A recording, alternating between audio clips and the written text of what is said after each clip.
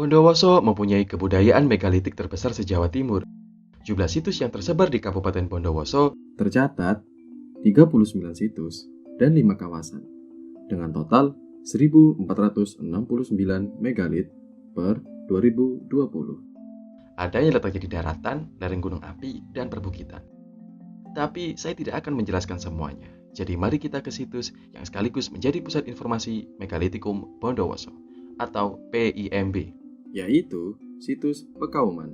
Tapi sebelum itu, apa itu kebudayaan megalitik?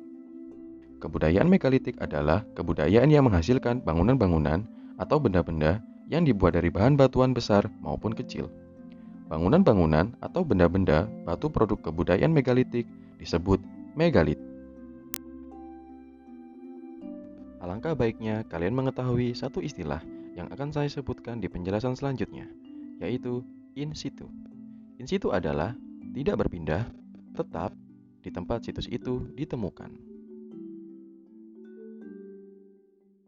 Kalian akan menjumpai alat seperti ini. Yang seperti tongkat ini adalah alat ukur dengan skala 10 cm per kotak.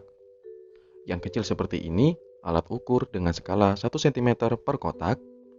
Dan jika kalian menjumpai tanda panah seperti ini, itu adalah arah hadap yang menunjukkan arah utara. Situs Pekauman terletak di Desa Pekauman, Kecamatan Grujugan. Situs Pekauman mempunyai jumlah yang paling banyak, juga mempunyai variasi yang paling beragam. Situs ini mencakup 6 wilayah, yaitu Desa Wanisodo, Desa Taman, Desa Daringan, Desa Sumber Pandan, Grujugan Kidul, dan Tegal Mijin. Tapi siapa sangka kalau umur situs Pekauman berakhir sekitar 10-14 Masehi. Ini diketahui melalui penanggalan karbon sisa arang batu silindris. Di sana terdapat 8 jenis megalit, yaitu batu kenong, dolmen, kubur dolmen, menhir, sarkofagus, kursi batu, bola batu, dan palus batu. Mari kita bahas satu persatu. Yang pertama, batu kenong. Masyarakat setempat menyebut megalit ini betoh kenong. Fungsinya adalah untuk dijadikan umpak atau pondasi bangunan. Ngomong-ngomong, batu kenong juga dipakai untuk sarana pemujaan untuk kesuburan tanah, karena di sekitar batu ditemukan manik-manik. Di situs ini, batu kenong dikelompokkan ke dalam tipe A, yaitu batu kenong dengan satu tonjolan berbentuk silindris, dan batu kenong tipe B, yaitu dengan dua tonjolan berbentuk silindris.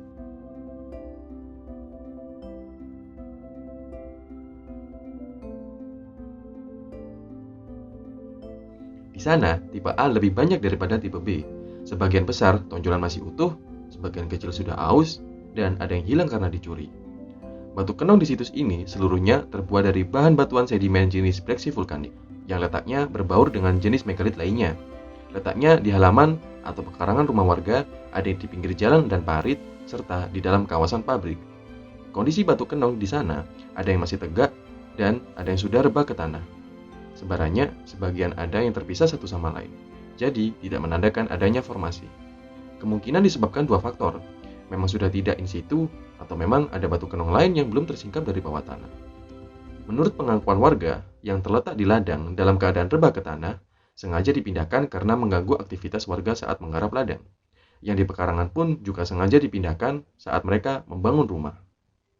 Yang menarik dari batu kenong di situs ini, ada sebagian yang pola sebarannya mengelompok dan menggambarkan formasi tertentu.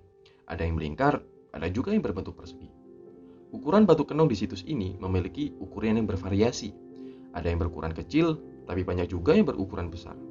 Dengan tinggi kurang lebih 85-120 cm, lebar kurang lebih 90-215 cm, tebal 40-111 cm, dan tinggi tonjolan 5-12 cm.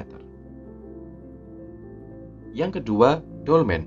Masyarakat setempat menyebut megalit ini betoh meja. Fungsinya untuk sebagai tempat sesembahan terhadap roh nenek moyang.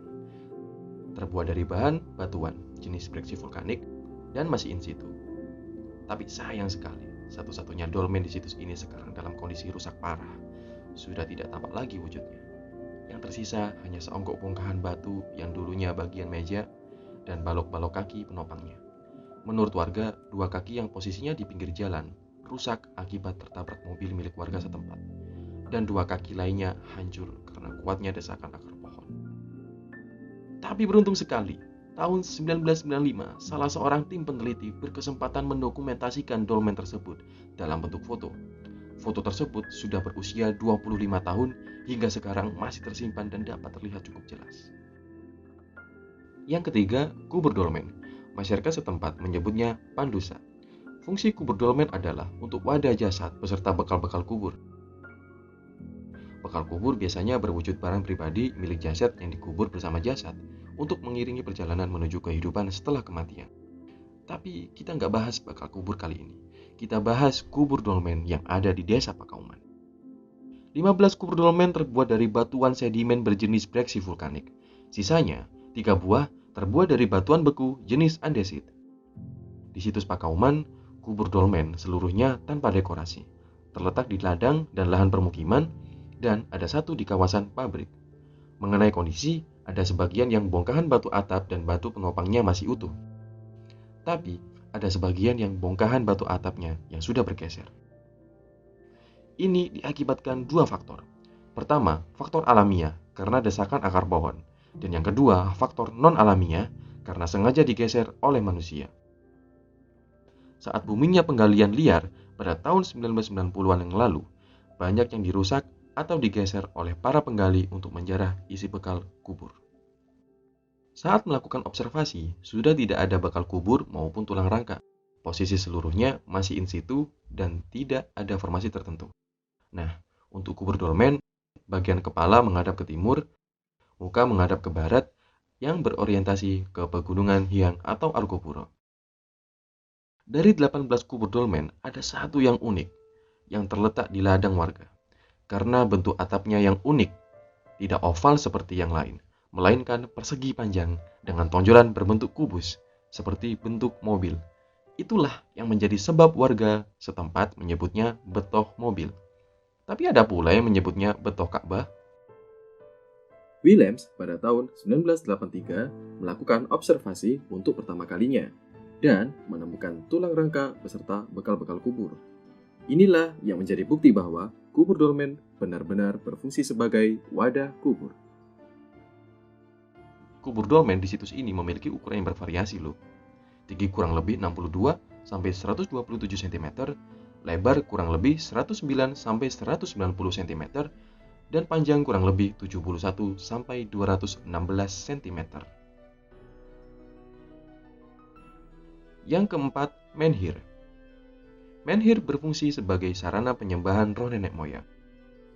Dan juga di Sumba, Nusa Tenggara Timur, ditemukan fungsi menhir sebagai batas wilayah. Menhir di sini ada dua jenis, menhir yang berbentuk polos dan arca menhir. Di situs ini total 8 buah. 7 terbuat dari batuan beku jenis andesit, satu lagi terbuat dari batuan sedimen jenis breksi vulkanik. 6 buah berada di lahan pemukiman dan 2 buah di dalam kawasan PIMB. Bentuk menhir di situs ini berupa papan batu berdiri tegak dan sisanya berbentuk silindrik 2 buah. Sebagian besar berukuran kecil dengan tinggi rata-rata 75 sampai 90 cm. Menhir berukuran besar hanya ada satu, berbentuk silindrik yang terbuat dari andesit dengan tinggi 200 cm dan garis tengah 45 cm. Kondisi masih baik dan masih tegak, tidak menandakan formasi tertentu, tapi posisi seluruhnya sudah tidak in situ. Menurut juru pelihara, 6 kelompok menhir yang ada di pemukiman warga adalah temuan dari Dusun Daringan. 2 menhir lainnya yang saat ini berada di dalam kawasan PIMB hasil pemindahan dari ladang yang letaknya tidak jauh dari PIMB.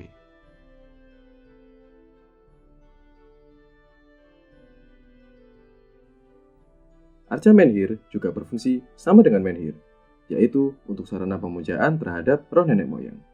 Maka dari itu, arca menhir menghadap ke arah timur, membelakangi Gunung Hyang atau Argopuro.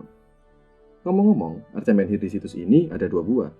Satunya ada di situs Pakauman, sedangkan satunya lagi berada di Museum Empu Tantular, Surabaya. Mari kita bahas satu-satu. Yang ada di situs Empu Tantular masih baik kondisinya. Tinggi kurang lebih 160 cm, berjenis kelamin laki-laki. karena bisa dilihat dari alat kelamin arca tersebut. Karena berjenis kelamin laki-laki, masyarakat setempat mengenalnya dengan sebutan betoh kiai. Jika kalian pernah ke PIMB, arca besar yang berada di tengah tersebut adalah replika dari betoh kiai. Oh iya, arca menhir ini terbuat dari batuan sedimen jenis breksi vulkanik. Arca menhir yang berada di Museum Provinsi Jawa Timur itu berstatus pinjam pakai.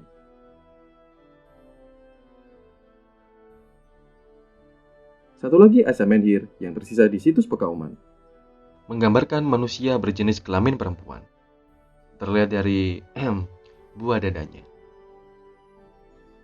Dalam sikap berdiri, memiliki dua tangan, tanpa kaki, kepala bulat tanpa rambut, dan wajah dipahat hanya berupa goresan. Bagian bawahnya meruncing, mungkin dimaksudkan untuk memberikan kekuatan daya tancap ke dalam tanah.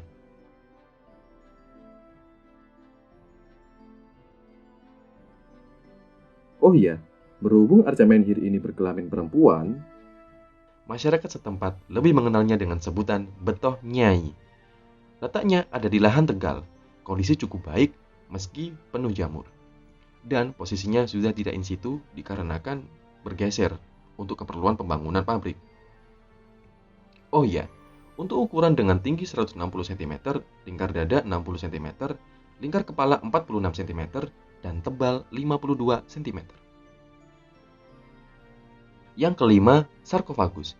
Fungsi sarkofagus kurang lebih sama seperti kubur dolmen. Seluruhnya tidak berpintu dan terbuat dari bahan batuan sedimen jenis breksi vulkanik. Terletak di lahan pemukiman warga dan dalam kawasan pabrik. Kondisinya secara umum kurang baik.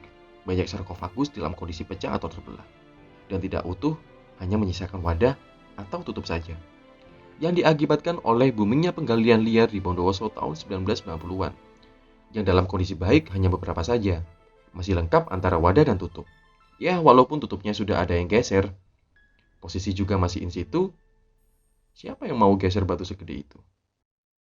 Arah hadap sama seperti kubur dolmen, kepala di timur, muka menghadap ke barat. Bekal kubur dan tulang rangka juga sudah tidak ada, bernasib sama seperti kubur batu.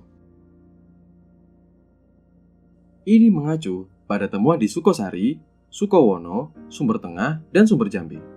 Ditemukan tulang rangka dan kapak persegi di dalam sarkofagus. Ngomong-ngomong, ukurannya bervariasi. Rata-rata tinggi 78 sampai 95 cm, lebar kurang lebih 45 sampai 117 cm, dan panjang 161 sampai 228 cm. Kursi batu. Fungsinya adalah untuk tempat duduk bagi pemuka adat yang akan memimpin musyawarah adat.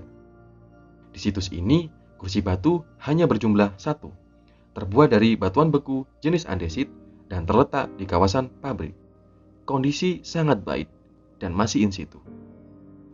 Arah hadap berorientasi ke barat daya Pegunungan Hyang atau Argopuro. Ukurannya dengan panjang 75 cm, tinggi sandaran 37 cm, dan tinggi dudukan 26 cm. Yang ketujuh, bola batu. Inilah temuan baru yang berada di situs Pekauman.